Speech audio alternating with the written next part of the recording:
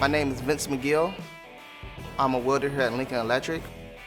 I graduated high school at 16 years old. When I was going to school, we were pushed towards getting a 4-year degree by my parents, teachers, and counselors. Did community college, decided I really wasn't into school like I thought I should be, so I decided to go get a career. Getting into a skill, or when you don't go to school, you look at things like a job. But when I got into welding, I learned early that this is going to be a career. I can take this many places. I can become an engineer, an instructor, a CWI inspector. There's many different fields that I can make this into a career and not just a job. Knowing that I can get a skill and I can make the same money I can make if I got a 4-year degree is just one of the best things I ever accomplished. This can be something I can do till I retire.